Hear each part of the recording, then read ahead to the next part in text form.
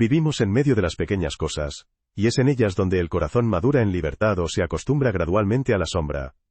Muchos nos despertamos con una sensación de ansiedad invisible, como si la puerta de la habitación estuviera abierta y alguien más estuviera en el umbral sonriendo. Conozco este miedo y no me avergüenza mencionarlo. Consume la atención, seca la oración, fragiliza el amor. Por eso, hoy no hablaremos de caídas excepcionales, sino de hábitos cotidianos que, imperceptibles desde fuera, erosionan el alma y destruyen las relaciones con Dios y con las personas. La fe no nos llama a la timidez, ni mucho menos a la vanagloria. Nos llama a la sobriedad, a un corazón atento que distingue la voz del pastor en medio del ruido. Cada uno de nosotros a veces hace concesiones, argumentando que es falta de fuerza, o que ha sido un momento así. Pero la verdad es simple, donde traicionamos nuestra conciencia en cosas pequeñas, mañana la traicionaremos en cosas mayores. El mal rara vez llega como una tormenta, más a menudo se filtra como la humedad a través de las paredes, y solo notamos la ruina cuando el yeso de la paz se agrieta. Me duele ver cómo el miedo se convierte en el lenguaje de nuestros hogares, cómo el sarcasmo reemplaza la conversación honesta, cómo la adicción a las pantallas nos roba las escrituras de las manos, y los rumores y chismes reemplazan la oración por el prójimo. Este dolor no es para acusar, sino para despertar. Porque Dios no es un fiscal, que nos lee artículos, sino un padre que abre la puerta de la casa, y guía nuestra mirada hacia la luz. Pero para salir a la luz, debemos llamar oscuridad a la oscuridad, y dejar de romantizarla. Este texto es una palabra pastoral a la conciencia, no una sentencia. Les pido, al leer, que no se defiendan de inmediato. Esto no se trata de mí. Es mejor hacerse otra pregunta. ¿Dónde me afectó? El mundo de hoy nos convence de que existen zonas neutrales, donde la moralidad supuestamente es irrelevante porque todos vivimos así. Pero es allí, en la cocina de las conversaciones, en los mensajes personales, en los hábitos nocturnos, donde se forja nuestro clima espiritual para los años venideros. La brújula moral de la Iglesia no se trata de prohibiciones por el simple hecho de prohibirlas, se trata de lealtad a la dignidad que nos encarna. Las mentiras, el miedo, el rencor, la duplicidad y el coqueteo con lo oculto no solo dañan el karma, ni la energía. Hieren a personas específicas, agotan la confianza, descoloran la oración, y reducen el amor a un gesto decorativo. O respiramos la verdad, o nos ahogamos en ilusiones. O nos quedamos en la luz, o nos acomodamos en la penumbra, justificándola con realidades. Quizás hayas visto una imagen aterradora. Una puerta abierta y algo oscuro cruza el umbral, como burlándose de nuestra indefensión. Es solo un símbolo, pero un símbolo verdadero. Nuestras puertas son decisiones que se repiten, lo que permitimos en nuestros pensamientos, lo que dejamos entrar en nuestras palabras, lo que acordamos de noche cuando nadie nos ve. El corazón no es de hormigón armado, absorbe las huellas, y si día tras día permitimos que el mal nos sonría desde la puerta, pronto se reirá por dentro. Por lo tanto, los invito a ser honestos, a no entrar en pánico, a no autodespreciarse, a no buscar brujas, sino a examinar nuestros hábitos con calma pero con valentía, donde estamos acostumbrados a decir que nada es terrible, a veces ya da miedo. Donde nos consideramos realistas, en realidad nos hemos rendido a la mentira. Donde hemos bromeado, hemos infligido heridas. Donde fuimos simplemente curiosos, hemos abierto nuestra imaginación a los poderes ajenos. Creo que Dios nos llama a no vivir con los puños cerrados, sino a abrir las manos a la misericordia y al trabajo. Pero la misericordia no niega la exigencia. El amor no suprime la verdad, la implementa. Por lo tanto, en los siguientes capítulos nombraremos 5 hábitos que, si no se atienden, se convierten en la raíz de grandes caídas. No se pueden domar, no se pueden dosificar un poco, requieren rechazo, arrepentimiento y reemplazo por prácticas que forjen la libertad. Este será un camino sin sensacionalismo ni promesas baratas, solo concreción y gracia. Y la gracia no hace el trabajo por nosotros, sino que nos da la fuerza para hacerlo con Dios. Si te ofreces voluntariamente a recorrer este camino no estarás solo. La Iglesia es una comunidad de sanados y de quienes están siendo sanados. Iremos juntos, cerrando silenciosamente las puertas que dejamos abiertas por descuido y abriendo otras. Las puertas de la paz, de la verdad, de la confianza. Y entonces, ninguna risa siniestra volverá a tener poder sobre nuestro hogar. Esta palabra nació de observar cómo la vida cotidiana moldea el espíritu, no a través de sucesos impactantes, sino a través de pequeñas repeticiones que se convierten en caminos para el corazón. La fuente de inspiración aquí son las advertencias pastorales y los significados principales del material mencionado, pero sin narraciones literales ni sensaciones. No tomamos la forma, sino la esencia.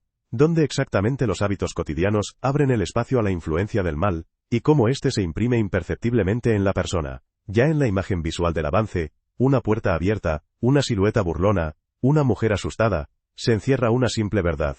El mal no siempre derriba la puerta, más a menudo espera a que la dejemos entreabierta. La imagen de la puerta es un discurso sobre la libertad y la responsabilidad. Hay puertas que deben abrirse de par en par. A la misericordia, a la verdad, a la comunidad, a la oración. Y hay puertas que requieren un cerrojo decisivo. A la mentira, al autoengaño, al resentimiento, a la duplicidad, a los juegos con lo oculto. Cada hábito, del que hablaremos más adelante, no es solo un rasgo negativo, es un umbral por el que entra cierta lógica, cierto modo de pensar y deseo. Tras cruzarlo muchas veces, uno se acostumbra y ya no percibe cómo cambia el ambiente en casa. Tendremos en cuenta que no todos los lectores viven en las mismas condiciones, y no todos los ejemplos serán universales. Sin embargo, existen mecanismos comunes a todos, cuando la verdad se sustituye por la verdad a medias, cuando el miedo se convierte en argumento, cuando la condena se presenta como virtud, cuando la reputación es más importante que la conciencia, cuando la curiosidad empuja hacia prácticas oscuras. En cada caso, la puerta es una decisión tomada cientos de veces, a menudo de forma automática. Y es precisamente el automatismo el más peligroso, porque adormece la conciencia. Por lo tanto, nuestro enfoque no es moralizador, sino de discernimiento. Llamaremos a los hábitos por su nombre, para sacarlos a la luz, donde pierden su poder. Hablaremos de la higiene interior, como una habilidad que preserva la libertad, porque cuando el corazón está en orden, la risa de los demás al otro lado del umbral, ya no tiene poder sobre él, y la puerta abierta solo sirve para la entrada de la paz. Las mentiras rara vez vienen con un toque de tambor, vienen en pantuflas suaves, nada malo, solo por conveniencia, para no ofender a nadie. Sí, no siempre calumniamos ni inventamos historias, más a menudo socavamos la verdad con pequeños toques estéticos. Silenciamos detalles, distorsionamos acentos, desviamos la responsabilidad a circunstancias abstractas. Con cada gesto de este tipo la conciencia se vuelve menos sensible, como los dedos de un sastre que ya no sienten el pinchazo de una aguja. Y ahora blanco justifica gris, y gris abre la puerta a la verdadera oscuridad. La variedad más peligrosa es la media verdad. Se disfraza de honestidad, pero elige solo hechos convenientes, haciendo que la realidad parezca una fotografía grabada. Las medias verdades traicionan la confianza, porque siempre salen a la luz tarde o temprano, y entonces el coraje de decir la verdad se convierte en una hazaña casi heroica.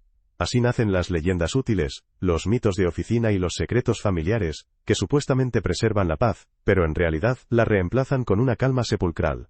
Esta calma enfría las relaciones y seca la oración. Es más difícil vivir en ilusiones que en la verdad desnuda, porque las ilusiones necesitan alimento constante. El chisme es otra forma de mentiras arraigadas. A menudo comienza con la frase, solo estoy preocupado, y termina dañando la reputación de alguien, a quien deberíamos proteger como hermano o hermana.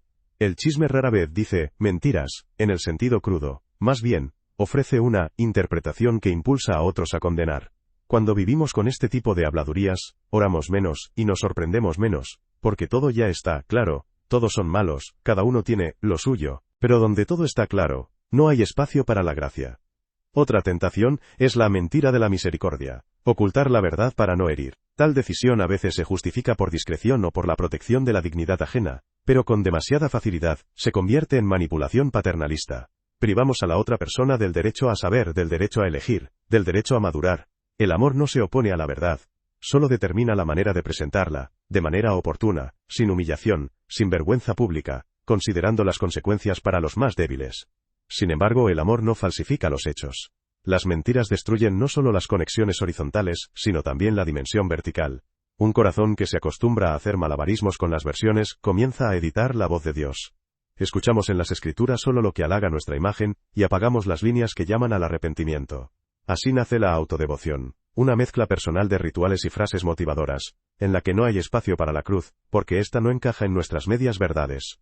Como resultado, perdemos el gusto por la Eucaristía, porque allí todo es demasiado real. El cuerpo, la sangre, las personas concretas que nos rodean, no las imaginarias. ¿Cómo rompemos este hábito? Empecemos con pequeñas prácticas. Llamar a las cosas por su nombre, aunque nos hieran el orgullo. Corregir lo que hemos dicho cuando notamos una exageración. Negarnos a revelar detalles con dulzura. Aprender a callar cuando nos sentimos tentados a compartir rumores bajo la apariencia de preocupación. Un breve examen de conciencia diario es útil. ¿Dónde sustituí hoy la conveniencia por la verdad? ¿A quién debo disculparme? ¿Qué frase debo atreverme a decir con sinceridad mañana por la mañana? Y otro ejercicio sencillo es bendecir mis palabras antes de una conversación importante. Señor, pon un protector sobre mis labios. Cuando la verdad se convierte en nuestro hábito, nos libera no porque elimine las consecuencias, sino porque abre el cielo en el corazón. La gente confía en quienes son capaces de admitir un error y corregirlo. Las familias se fortalecen cuando los niños ven a los adultos disculparse. Las comunidades cobran vida cuando un rumor pierde su vigencia. Esto no es romanticismo, sino higiene espiritual. La verdad es nuestro oxígeno. Y si la recurrimos una y otra vez, incluso en las cosas pequeñas, la oscura silueta tras el umbral pierde interés. No hay nada a lo que aferrarnos en nuestro hogar. El miedo a menudo imita a la sabiduría, se autodenomina realismo, se alimenta de las noticias y de los ¿qué hubiera pasado si? Nocturnos, hasta reducir el corazón al tamaño de la ansiedad. Creemos controlar la situación, pero en realidad la controla el miedo. Requiere rituales, navegar por la tele, pronósticos apocalípticos, interminables ensayos de catástrofes en nuestra mente. Así es como se forma, no una emoción, sino un hábito que determina el tono de nuestro día y nuestra oración. Hay una línea entre la prudencia y el cultivo del miedo. La prudencia identifica los riesgos y actúa proporcionalmente. El miedo los convierte en tótems, exige garantías y convierte la oración en un trato. Cuando no hay garantías, el corazón elige el fatalismo. Todo está condenado al fracaso. Las iniciativas se marchitan, el servicio se enfría y confundimos impotencia con humildad. El miedo construye comunidades rápidamente, tienen muchos enemigos comunes, pero poca libertad y amor. El miedo no dirige, esclaviza. Para romper un hábito, es importante distinguir. Las emociones suben y bajan, un hábito necesita ser alimentado. Así que rompamos los rituales. El ayuno informativo a ciertas horas, apagar las notificaciones, prohibir las pantallas en el dormitorio, comenzar la mañana con un breve pasaje de las Escrituras, y una oración de confianza, son pasos sencillos que nos devuelven el aliento. Por la noche 2 preguntas, ¿qué alimentó el miedo hoy y qué fortaleció la confianza? Mañana daremos un pequeño paso más hacia la confianza. No nos avergoncemos de la ayuda profesional si la ansiedad está relacionada con un trauma o un trastorno. La fe y la terapia no compiten. La gracia también actúa a través de los médicos. Llamar a las cosas por su nombre ya forma parte de la luz. La vergüenza solo prolonga la sombra. Y en las relaciones, no transmitamos pánico, sino valentía. El cariño aporta ayuda y significado concretos, no advertencias estridentes. Cuando el miedo pierde su batuta, regresan el humor, el silencio y la capacidad de escuchar. No dejaremos de sentir ansiedad para siempre, pero dejará de ser una ley del ritmo de la vida. La confianza no es un estado de ánimo, sino una decisión que renovamos cada día. Y en ella el corazón poco a poco se acostumbra a vivir más ampliamente de lo que el miedo permite, hasta que la oscuridad ya no dicta nuestra melodía. La malicia se disfraza de recuerdo de justicia y lección para el futuro, pero en realidad convierte el corazón en un archivo de deudas. Regresamos a viejas heridas, repetimos los monólogos de la venganza, y el amor se convierte poco a poco en una oficina de contabilidad con una interminable auditoría de ofensas. La mecánica de la condena es simple, interpretamos el acto desde la peor perspectiva, atribuimos motivos, y presentamos la versión como un hecho. Esto proporciona un breve soplo de rectitud, pero enfría las relaciones y la oración. En los fríos pasillos del patio interior, no se escucha la misericordia. Hay una diferencia entre reconocer el mal y condenar a una persona. Lo primero es necesario para la seguridad y la responsabilidad. Lo segundo usurpa la última palabra sobre la dignidad de alguien. La condena es una lente que agranda las grietas y reduce los horizontes hasta que la verdadera persona desaparece tras la etiqueta de caso número. El resentimiento es una cadena en el corazón. Al cambiar el lenguaje, el rencor también transforma a la comunidad. La ironía reemplaza a la sinceridad, la precisión a la buena voluntad. Una ocurrencia corta la confianza en una semana. Los niños copian nuestro estilo, recuerdan los errores, congelan la ternura con sarcasmo. ¿Qué hacer con una ofensa real? El perdón no es amnesia ni irresponsabilidad. Rompe el círculo interno de la venganza, pero no llama bien al mal ni anula las consecuencias legales. Perdonar es entregar el veredicto a Dios y a los procesos de la verdad, sin llevar el mal dentro como una reliquia. Prácticas: nombrar nombres específicos y deudas ante Dios. Escribir una carta, no necesariamente enviarla, para sacar a la luz la oscuridad. Si es seguro, decirle con calma al ofensor qué le duele y qué necesita. Si no, recurrir a un mediador o un especialista. En la oración, inhalar, nombrar, exhalar, bendigo. Detengamos la máquina judicial que llevamos dentro. Antes de contarle a alguien el error, pregúntese, ¿tengo derecho a decir esto? ¿Aliviará a alguien más que mi amargura? A menudo, la respuesta honesta es el silencio y la confesión. El perdón requiere tiempo y repetición. Pequeños pasos, no reaccionar bruscamente la primera vez, captar el monólogo interior de venganza y detenerlo. permitiendo al arrepentido comenzar de nuevo. Crean una nueva memoria. No un catálogo de deudas, sino una crónica de misericordia. En la cultura de la comunidad, esto se presenta como una combinación de gratitud, retroalimentación responsable y justicia real sin humillación. Allí, las puertas del resentimiento se cierran y se abren, para la verdad y la misericordia juntas. Y se vuelve más fácil para el corazón respirar. Una doble vida nace de una pequeña división. Para los demás, las palabras y los gestos adecuados. Para nosotros, las excepciones, y un respiro de la conciencia. La grieta no duele al principio, pero es en ella donde se instala el frío. La fe se convierte en un adorno, y nosotros, administradores del alma, nos convertimos en administradores de la reputación. La máscara hace el día más llevadero, pero exige cada vez más fuerza. Prohíbe llorar cuando las lágrimas serían una oración, y reír cuando la alegría sería gratitud, dejando solo el miedo a la exposición en lugar de la vergüenza. La duplicidad hace que la fe sea decorativa y socava la comunidad. Los niños copian nuestras sombras, los más jóvenes, en la fe, ven caminos fuera del marco. Nace el cinismo, aquí sonríen, allá, deciden. El cinismo es anestesia antes de la amputación de la esperanza. El camino a la sanación es la plenitud, no la impecabilidad, sino la transparencia, sí, sí, no, no. Una persona holística no es perfecta, pero es predecible. Sus palabras coinciden con sus acciones y es capaz de decir, estoy cansado, he pecado, necesito ayuda. Comencemos por revisar la correspondencia. ¿Reflejan nuestro dinero, tiempo y palabras lo que predicamos? Si pedimos misericordia, ¿hay horarios específicos en el calendario para nuestros vecinos? Si pedimos oración, ¿tenemos un espacio tranquilo y sin pantallas a diario? Si pedimos pureza, ¿estamos dispuestos a eliminar el contenido que corrompe la imaginación? A continuación, hay límites. Minimizar las zonas grises y los secretos ocultos. No mantener correspondencia que nos avergüence mostrar. No asumir asuntos que requieran doble moral, aunque cueste oportunidades. Se necesita transparencia responsable. Una persona de confianza o acompañamiento espiritual, con un ritmo sencillo. Una vez a la semana, 3 preguntas sin excusas. ¿Qué dijiste y qué no hiciste? ¿Qué hiciste y qué no dijiste? ¿Dónde mis palabras contradijeron mi día? Recuperemos también los rituales del cuerpo, el sueño, una comida compartida sin pantallas, el movimiento, el descanso sabático. Aprendamos a decir no con educación, para no prometer lo imposible y no vivir en una postura de actuación permanente. El tratamiento es ligero, dosificado con sabiduría, no desnudarnos en público, sino más responsabilidad donde tenemos influencia y más protección donde somos vulnerables. En todos los casos, menos teatro.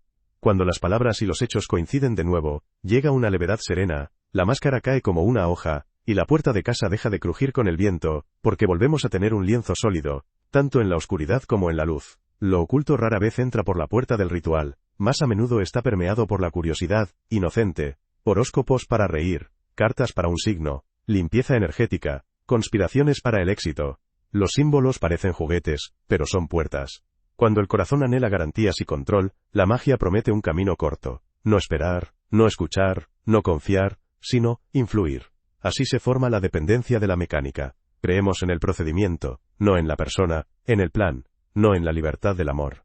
Y entonces los santuarios se convierten en talismanes, la oración en un hechizo, Dios en una función que se activa. Las nimiedades culturales son especialmente insidiosas. Susurrar por miedo, verter cera, sal bajo el umbral, el hilo rojo, prácticas de manifestación, bajo la salsa del pensamiento positivo. Aquí casi no se habla de oscuridad, solo de armonía, y la prueba es simple. ¿Quién es el sujeto? ¿Yo o Dios?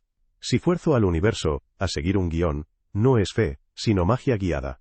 El ocultismo nos transforma desde dentro. Las personas se convierten en elementos de un plan, embrujar, cortar. Las relaciones son reemplazadas por la tecnología, y la responsabilidad es un secreto, que supuestamente funciona sin verdad ni trabajo. ¿Qué hacer? Primero, negarse. Nombrar prácticas específicas, y decir ante Dios un simple renuncio. Segundo, arrepentirse. Cuando buscamos el control fuera de él, violamos el primer mandamiento. El arrepentimiento no humilla, sino que restaura los pulmones.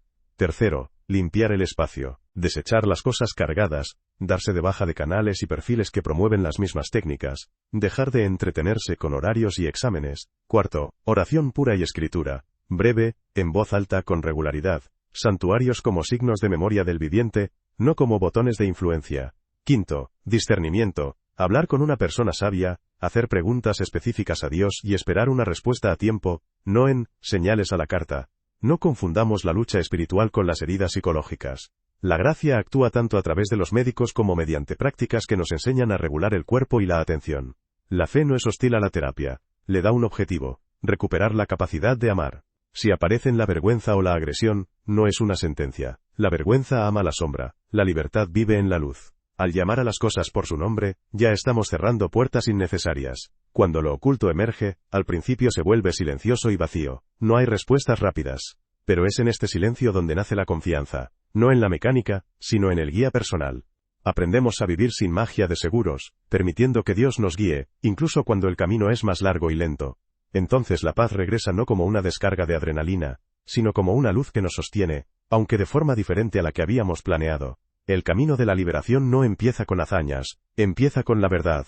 Admito que ciertos hábitos me han dominado, y de ahora en adelante, le entrego el timón a Dios. Esta simple frase ya cambia el rumbo, pues priva al mal de su principal ventaja, el anonimato. Al decir la verdad, sacamos la sombra a la luz, y allí pierde parte de su poder.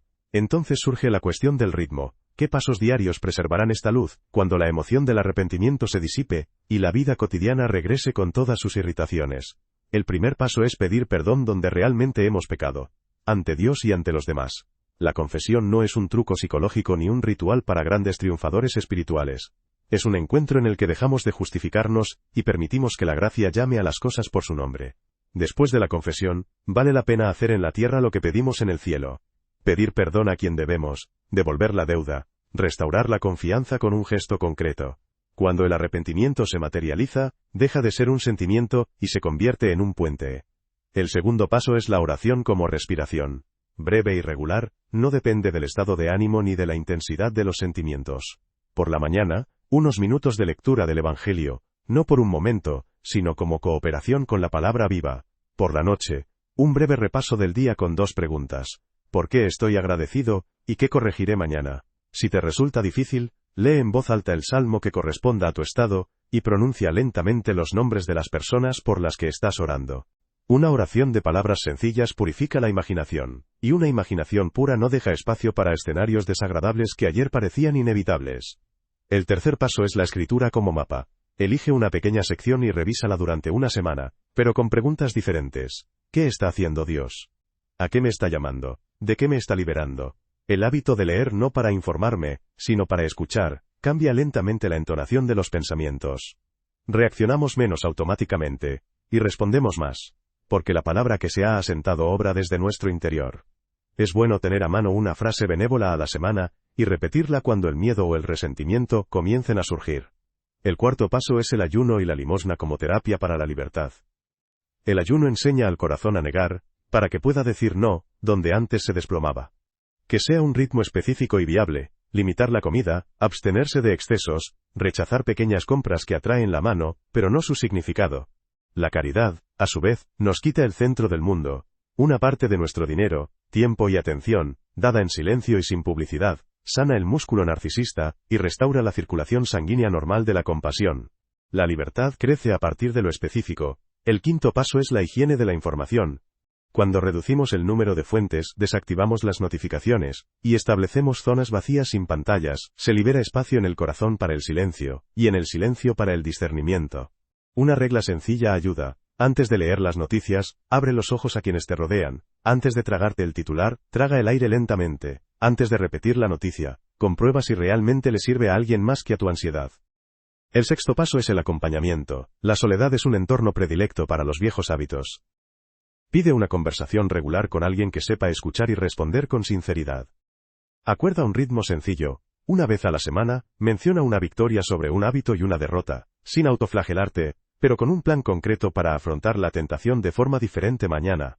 Si las heridas son profundas, no temas la ayuda profesional. La fe no contradice la terapia, le da un marco valioso y un objetivo: recuperar la capacidad de amar. El séptimo paso es la comunidad. Donde oramos juntos, compartimos el pan y la responsabilidad, los malos hábitos pierden terreno. La comunidad no es un club de perfectos, sino un taller donde cada uno aporta sus imperfecciones y las convierte en material para el servicio. Pide tareas sencillas en común: visitar a los enfermos, recoger la transmisión, limpiar el espacio de oración. Cuando las manos están ocupadas con el bien, es menos probable que recurran a viejas distracciones, y el corazón aprende a ser alegre sin ruidos innecesarios. El octavo paso son los límites y el descanso. La liberación es imposible sin ritmo. Trabajo y descanso sabático, silencio y conversación, presencia y partida. Establece límites donde los grises del tiempo absorben energía, visiones sin rumbo, discusiones vacías, mensajes tardíos que roban el sueño. Dormir también es un asunto espiritual. Una persona bien descansada es menos susceptible a las tentaciones, y tiene más tiempo para la oración y sus seres queridos. El 9º paso es hacer un inventario de tu hogar y tu corazón. Revisa las cosas que alimentan viejos patrones. Objetos vinculados al pensamiento mágico, suscripciones que incitan miedo o condena, conexiones que te mantienen en la dualidad. Elige un día en el que, simbólica y prácticamente, cierres la puerta a estas influencias. Deséchalas, cancela la suscripción, escribe un no rotundo. Al mismo tiempo, habrá más aire, y con el aire llega una ligereza que no se puede comprar con adornos. El 10º paso es la gratitud. Cada noche, nombra 3 regalos específicos del día: un rostro, un acontecimiento, una pequeña victoria. La gratitud no elimina el dolor, pero cambia el enfoque, y el corazón deja de ser un almacén de reivindicaciones. De un corazón agradecido nace la lealtad, no como tensión, sino como ritmo. Entonces, la lucha contra el mal deja de ser una guerra de desgaste, y se convierte en una escuela de madurez. Rompemos menos espadas, aprendemos más a guardarlas en sus vainas, y trabajamos en paz siempre que sea posible. Este camino no es recto ni perfecto. Habrá reveses y días en los que parezca que todo es en vano. Pero lo único en vano es lo que hemos dejado atrás. Si nos levantamos y seguimos adelante, ya somos diferentes. Y Dios, que comenzó la buena obra en nosotros, la completará, no porque seamos infalibles, sino porque Él es fiel. Y su fidelidad es la luz misma en la que nuestra casa se mantiene firme, las puertas se cierran a la sombra, y el corazón se abre a la paz que sobrepasa nuestro entendimiento. Todos lo hacen. No, no todos, e incluso si todos lo hicieran, no habría argumentos. La normalidad no es lo mismo que el bien. El camino de los amplios pasajes siempre está lleno, porque no requiere esfuerzo, pero es el esfuerzo el que nos hace libres. La sal y la luz no se miden en porcentajes. Son pequeñas en volumen, pero cambian el sabor y la apariencia de todo el espacio. Quienes dicen, todos lo hacen, a menudo quieren liberarse no del pecado, sino de la vergüenza por su propia debilidad. Es mejor admitir la debilidad, y empezar con pequeñas decisiones que esconderse tras las estadísticas. Exageras, son cosas pequeñas. Eso dicen quienes subestiman el ritmo. El corazón se moldea con la repetición, como una mano con el ejercicio. Un pequeño paso, dado cientos de veces, crea una trayectoria que ya es difícil de romper. No se trata de fobias ni prohibiciones totales, se trata de una comprensión realista de las consecuencias. Lo que dejamos entrar en nuestros ojos, boca y oídos cada día, se convierte con el tiempo en el lenguaje del alma. Si el lenguaje se convierte en mentira, miedo o rencor, no te sorprendas de que la oración suene falsa. Si el lenguaje se convierte en verdad y gratitud, no te sorprendas de la paz. Dios es misericordioso, perdonará todo. Sí, misericordioso. Pero la misericordia no es amnistía sin verdad. Sana, no enmascara la herida. Cuando invocamos la misericordia para no cambiar nada, hacemos del amor una indulgencia para la pereza.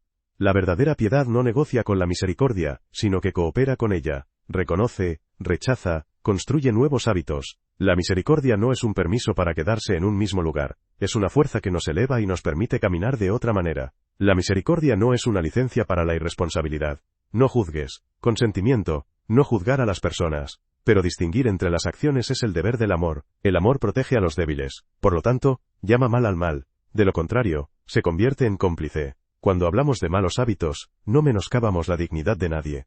Abrimos el camino a la libertad. El juicio golpea a la persona. El discernimiento sana la situación. Puedes detener la mentira y bendecir al mentiroso, establecer límites y orar por el ofensor simultáneamente. Esto no es dualidad, es la integralidad de la justicia y la misericordia. Los horóscopos y las manifestaciones son solo entretenimiento. El entretenimiento moldea los reflejos, y los reflejos moldean el corazón. La intención importa. Cada vez que recurrimos a la mecánica en lugar de a la persona, cultivamos la desconfianza. Lo que funciona como sí, nos enseña a eludir la libertad y la responsabilidad. El coqueteo fácil se convierte en un hábito precisamente porque parece fácil. La alternativa son prácticas sencillas de confianza. La oración sin botones. Las escrituras sin señales a la carta. El consejo de los sabios sin el exotismo de los atajos. Allí crece la paz, no la adrenalina. Soy demasiado débil para cambiar. La debilidad no es una sentencia, sino un punto de partida para la gracia. La fuerza no cae del cielo como un rayo. Crece a ritmo. Hoy un paso honesto, mañana otro. Es importante no esperar saltos heroicos, sino incorporar pequeñas fidelidades en un día cualquiera. Una breve oración, un rotundo no, a un viejo detonante, una llamada a la persona a la que has ofendido. La debilidad, al salir a la luz, se convierte en un lugar de encuentro, no de vergüenza, allí cobra vida la esperanza. Todo esto es por lo espiritual, pero en el mundo real es diferente. El mundo real es precisamente aquel donde la verdad o la mentira destruyen o crean biografías específicas. La espiritualidad no se desvanece en las nubes. Se esconde en el presupuesto, la gestión del tiempo, el vocabulario, las relaciones, la forma en que nos separamos después de un conflicto. Cuando la fe no toca estas capas, se convierte en decoración. Cuando lo hace, el mundo no se simplifica, sino que nos volvemos más expresivos, y por eso es más fácil para los demás respirar. Y una cosa más, ¿y si vuelvo a caer? Entonces levántate. El arrepentimiento no es un evento único sino un movimiento. Aprendemos a caminar cayendo y levantándonos. Es importante no hacer de la caída una identidad. No eres el que siempre es, eres el llamado a ir más allá. Cuando la tentación te susurre, vuelve, porque es más fácil, recuerda que la ligereza sin sentido siempre termina en pesadez sin salida. Y la ligereza que Dios da, viene después de la verdad, y por lo tanto, perdura. La unidad empieza con las pequeñas cosas, con una mirada directa, una palabra sincera, y la disposición a apoyar a otro cuando flaquea. Somos diferentes, y esto no es motivo de sospecha, sino una invitación a complementarnos. Unos ven más allá, otros saben custodiar la fuente. Unos actúan con rapidez, otros custodian la llama del silencio. Donde se asientan la envidia y la competencia, el mal siempre está ahí como guía. Donde hay gratitud y responsabilidad mutua, se cansa y se va. Así que protejamos el fuego común. No permitamos que las pequeñas disputas se conviertan en muros, no confundamos la diferencia de dones con hostilidad, no inflamemos la culpa ajena cuando necesitamos calentar nuestra propia conciencia. La esperanza no es ingenua, mira los hechos a los ojos y no capitula, porque sabe quién tiene el fin de la historia. Crece donde alguien es el primero en tender una mano, donde la palabra perdón no suena a derrota, sino a victoria sobre uno mismo, donde los cansados vuelven a sentarse a la mesa y comparten el pan. La esperanza tiene cuerpo. Es el despertar de tu mañana, un libro devuelto, facturas pagadas honestamente, una voz que sabe calmar, una mano que no se venga. No teme a los pequeños pasos, porque sabe que en ellos Dios construye grandes puentes. Y la oración lo mantiene todo unido. Recoge los días dispersos, cierra las grietas del corazón, nos devuelve el nombre del otro. Cuando las palabras no basten, repitamos lo simple: Señor, danos luz, paz y discernimiento. Oremos por quienes son difíciles de amar, y por nosotros mismos cuando somos difíciles para alguien. Bendigamos a nuestros hijos, ancianos, enfermos, y a quienes sirven cerca. Sigamos las sencillas reglas de la comunidad: hablar con precisión, escuchar hasta el final, no vender la confianza por ingenio, apagar los chismes en la puerta. Si no estamos de acuerdo, tomémonos de la mano, hasta que las palabras maduren, porque somos de una sola esperanza. Comencemos una nueva semana como una comunidad que recuerda: la verdad es más fuerte que el miedo, la misericordia restaura la confianza más rápido que el castigo, y la fidelidad en las pequeñas cosas transforma un hogar entero. Apoyemos a quienes han tropezado y pidamos apoyo nosotros mismos, porque la humildad multiplica la fuerza. Trabajemos con honestidad, digamos la verdad, y protejamos a los débiles. No tengan miedo. Que la paz de Dios, que sobrepasa la razón, se instale en nuestros hogares y calles, nos enseñe a permanecer unidos y a no alejarnos de la luz. Los bendigo en el nombre del Padre, del Hijo y del Espíritu Santo. Amén.